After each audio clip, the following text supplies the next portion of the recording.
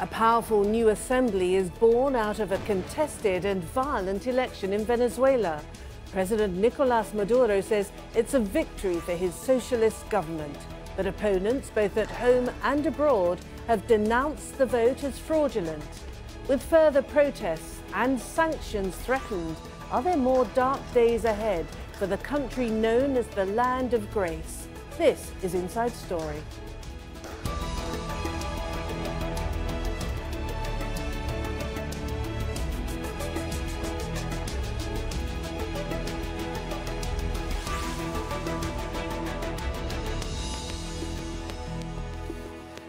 Hello and welcome to the programme. I'm Martine. Now, President Nicolas Maduro is claiming victory in the election for a new constitutional superbody that he says will help rescue Venezuela from political and economic disaster. Now, opponents both at home and abroad are describing the vote as a naked power grab that will only escalate the paralysing conflicts. Our Latin America editor, Lucia Newman, reports now from Caracas. There was never any question about who would win an undisputed election boycotted by opposition parties. El pueblo de Venezuela ha demostrado. The Venezuelan people have shown that when fate challenges us, when the stateless oligarchy challenges us, when imperialism challenges us, it is when we make known the blood of the liberator that runs through the veins of men, women, children and youths. But it was far from the peaceful civic celebration that the government had described. From northern Venezuela to Caracas, there were running battles between demonstrators and security forces, taking one of the deadliest tolls since protests against the Constituent Assembly election began months ago. Among the dead, a 13-year-old boy and a National Guardsman. The Constituent Assembly and its newly elected delegates will make up a super legislative body dominated by government loyalists, which will not only rewrite the Constitution, but could dissolve the opposition-controlled Congress. Many see it as the end of democracy. Today we're seeing that this dictatorship has just lost the little bit of legitimacy that it might have had. Voters in this low-income neighborhood, like Lydia, seemed unsure about the Assembly's aims. An improvement for the country, that's what they're telling me, she says. Faced with a low turnout, local organizers asked voters to sign a list with their document in hand to determine who had still not shown up. This is called the red point, or the red control area. After people go through this procedure, they go to another area where their new ID card is scanned. That information goes directly to the ruling Socialist Party so that they know exactly who has or who hasn't voted. As expected, the government declared it had won a historic show of support, while opposition leaders estimated a less than 13% turnout. Today can be summed up in two words: abstention and repression. Tomorrow we begin a new stage of struggle, of non-recognition of a fraudulent process that the Venezuelan people rejected. Venezuela's government will also face a stronger wave of protests from abroad, including the imminent threat of new economic sanctions from Washington. Lucia Newman, Jazeera, Caracas.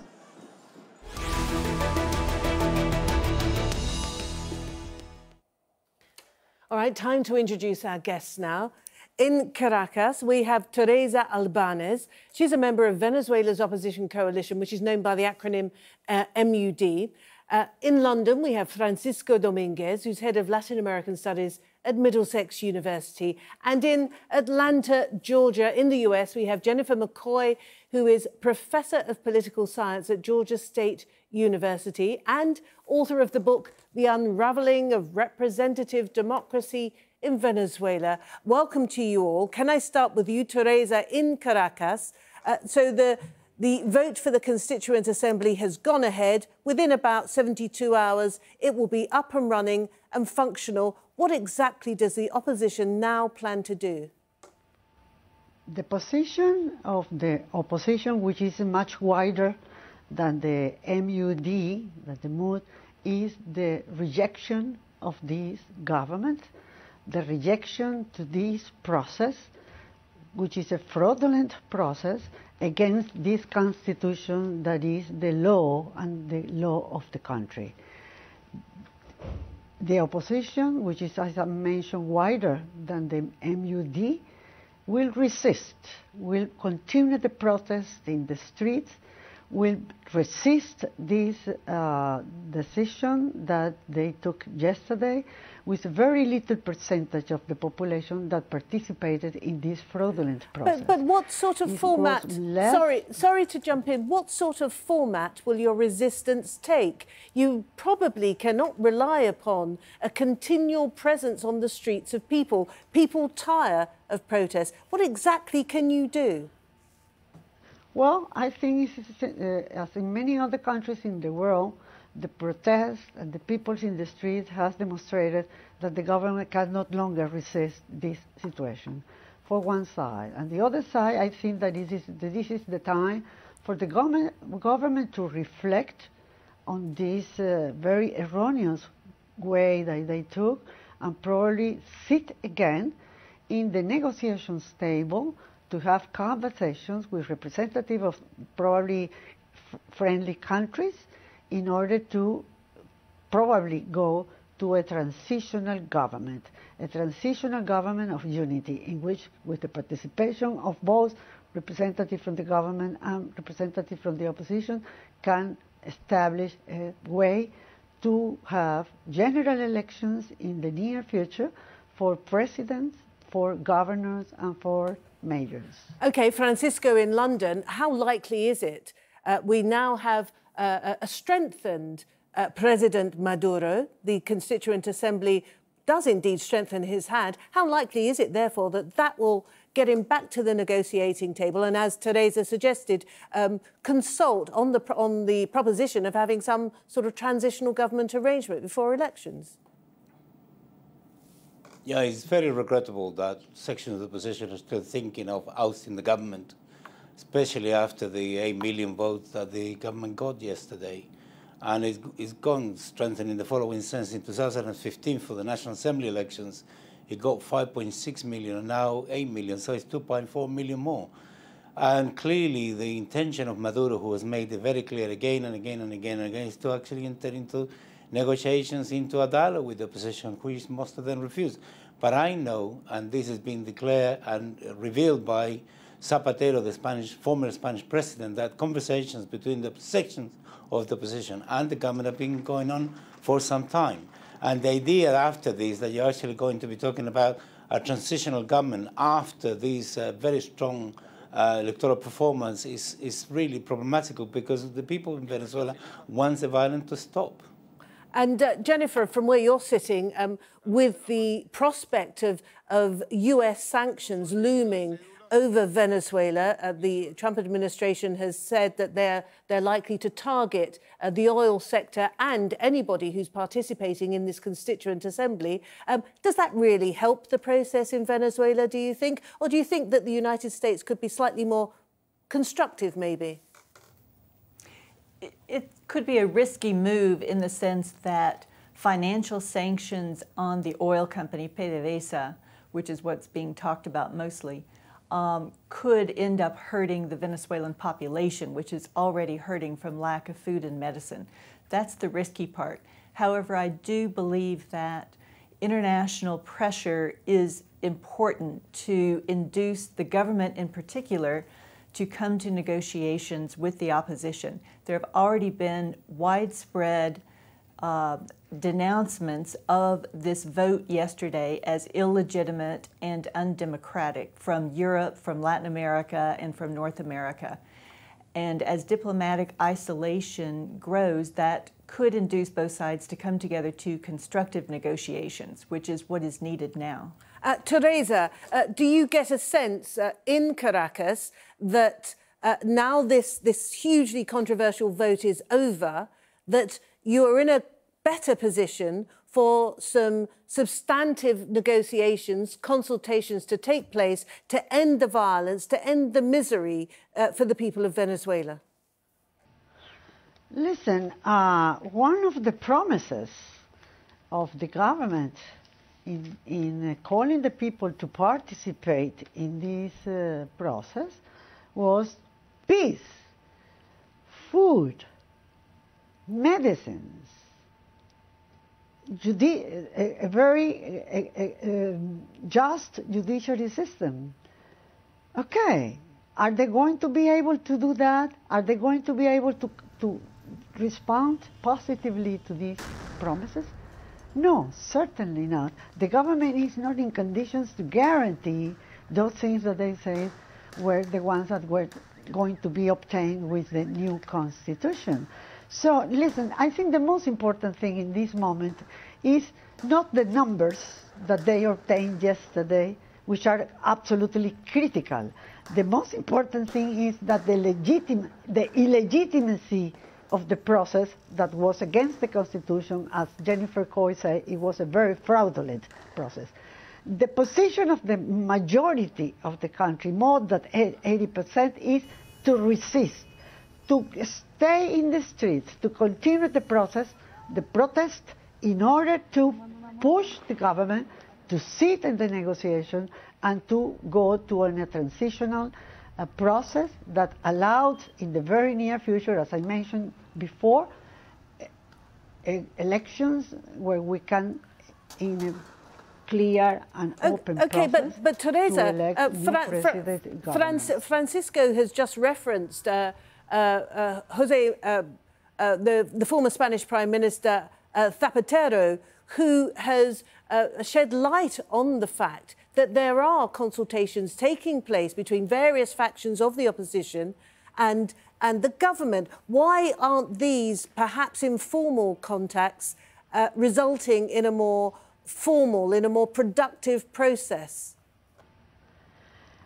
What we know after Zapatero left last week, at the end of last week, and in a document that he presented publicly, is that the process of negotiations collapsed. And collapsed because the government did not agree to, in certain points, that the opposition was presenting. Teresa, can I just collapsed. And now we enter in a new process. You see, what happened yesterday in Venezuela is that the government failed in convincing the population that this was the correct way to go. But so more than 40%, according to the government, more than 40% of the people came out and voted in this process that you call fraudulent. But if more than 40% of the population came out to take part in this process, isn't this something that you have to take stock of and actually deal with?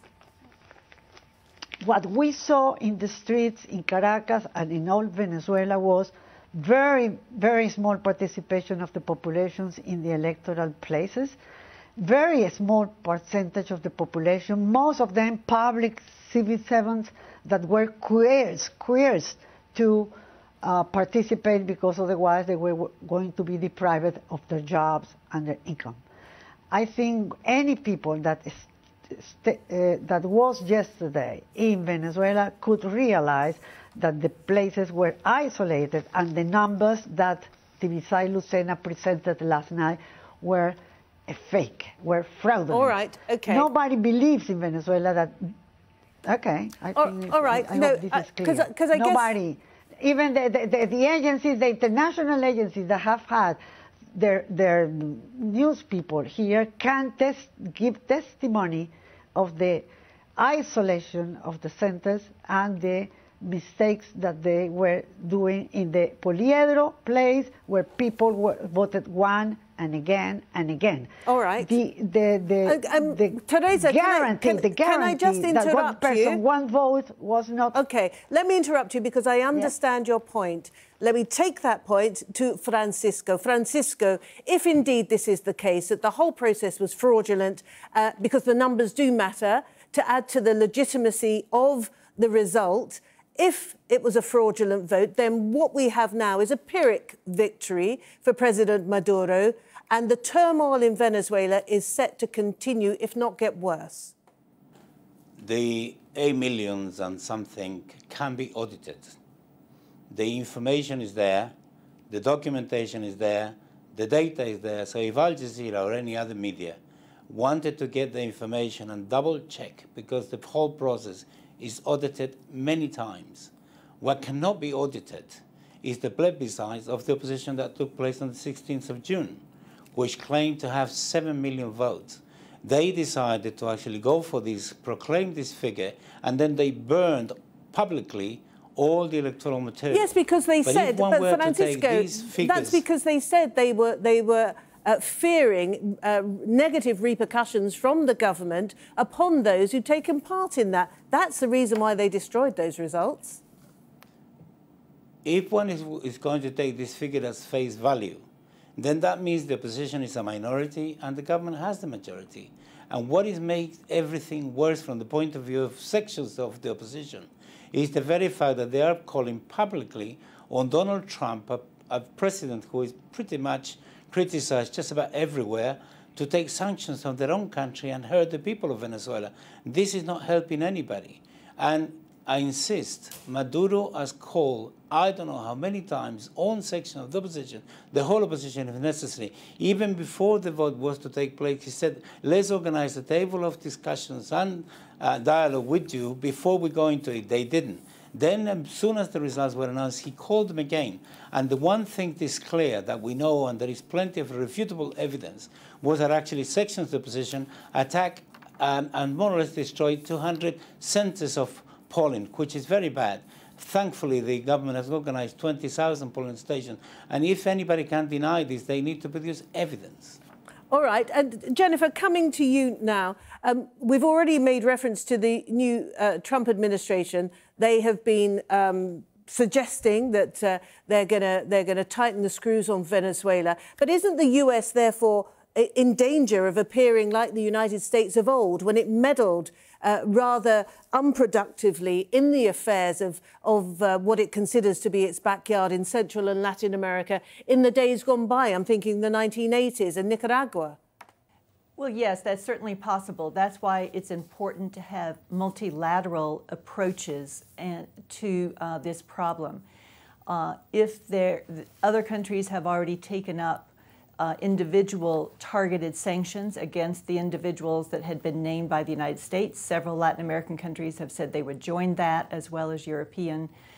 And the U.S. acting alone can definitely backfire politically, I agree. However, I do want to say that there is broad recognition of the illegitimacy of this election. And to counter Francisco, I have observed elections in Venezuela since 1998, and this is the first vote that is absolutely unauditable. The election authorities gave up many of the audits, they gave up many of their normal practices, and there was no control for multiple voting.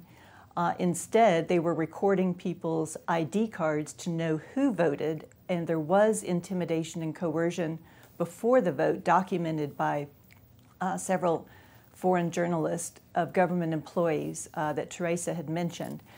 And the other part of it is the way that this election was called. One, it was to rewrite a new constitution without consulting with all of the political parties, nor with the people, whether there was a need for a new constitution. And two, this was not a one-person, one-vote election at all. It was very disproportionately skewed toward the areas that favor the government in order to get an advantageous position in the assembly. And that's why the opposition boycotted it. Okay. So I don't think it will be seen as legitimate internationally. Okay, but coming back to you, Teresa, in Caracas, legitimate or otherwise, it seems very much as though this Constituent Assembly is going to be put in place and indeed will be considering a new constitution. President Maduro is well within his existing constitutional rights to do this, isn't he? In 1999, there was a provision in the Constitution for the Constituent Assembly to be established in order to make changes. And then once they've made changes, they take those changes back to the Venezuelan people. Isn't that what the Constitution says? Yes, but the thing is that the process was fraudulent because the initiative of the president was, according to the Constitution, was to call a referendum, a popular referendum, a public referendum, to ask the population if we wanted to have a new constitution in order to change this constitution. This is the one that we are having since 1999. So he escaped this process, he skipped this step, and he decided to go directly to the Consejo Nacional Electoral, which is absolutely complacent to any decision of the executive power. It's very sad that the president of the Consejo Nacional Electoral, in minutes, not even in days, but in minutes, decided that the request of the president was okay, and that was going to be according to the rules that the president established. The referendum was absolutely indispensable in order to call to a reform of the constitution. Venezuelans don't want to a new constitution. What we want is to have peace, what we want is to have security, what we want to have is freedom. Freedom of thought, freedom of going from one place to another. There are hundreds of people in the jails in Venezuela just for dissent of the form the government is doing things. 130 people have been killed in 120 days of protest. It's more than one people killed per day. Okay, all right. We do not want to change this constitution. We want a new government. We want a government that complies with the constitution that we have. All right. Francisco, so there you have it. President Maduro has said that this process and the establishment of a Constituent Assembly is going to bring peace and security to Venezuela. But it sounds very much as though that is far from the case. The opposition is as resolute as ever to push and to keep pushing President Maduro for fresh elections so that they can change the government. Article 348 allows the president to actually call a Constituent Assembly. And different from the one in 1999, when the constitution in which this was based was in 1961, it would require a consultation. This one doesn't. We'll see what happens. I think it's possible that one section of the opposition goes completely into an extreme position, and another section of the opposition actually goes for negotiations. I think it's quite possible. And regarding the international discussions that is going on, after a while, you know, countries become pragmatic. And I think we have to wait and see what happens before we draw too many conclusions. The number of countries that actually are involved in the criticizing of this decision, sovereign decision, by the government of Venezuela and by the people of Venezuela are not too many, although they're important. It is possible that other countries actually can come out. But more important than it seems to me, what is objectionable from the point of view of what is going on in terms of the discussion is the United States trying to tell Venezuelans how to vote, who to vote for, what institutions to create. This is completely unacceptable, and we thought these days are gone by. All right, okay, Francisco, let me jump in because we are running out of time. And Jennifer, I want to just get from you your idea as to where the most constructive, perhaps international interference could be. Could it be the OAS, Mercosur? Could it come from the United States, the EU even? Where do you think that the most constructive intervention could be from? It's probably going to have to come from a group of countries and possibly, again, bringing in the Vatican, who had tried to help earlier, and to offer international mediation, but also to offer incentives, such as from the development banks, offering loans and emergency aid to solve this humanitarian crisis if the government agrees to, one, allow in the humanitarian aid, and two, to go to negotiations for some kind. I agree that a transitional government would be the most beneficial to restabilize the economy and to not get mixed up in it at the same time with an electoral campaign. But the economy needs to be stabilized, production started again, and really the humanitarian crisis solved immediately. Well, perhaps it's a good sign then that July, the month of July, ends with oil prices just that little bit better. So can I thank you all? Teresa Albanes talking to us from Caracas, Francisco Dominguez from London, and Jennifer McCoy in Atlanta. Thank you all very much indeed. And as ever, thank you for watching the programme. If you want to see it again, you can go to the website, aljazeera.com. If you want more discussion, you can go to our Facebook page, facebook.com/AJ Inside Story. And there's always the Twitter sphere, of course, our handle at AJ Inside Story. I'm at Martine Dennis. So from the whole team here in Doha, it's bye for now and see you soon.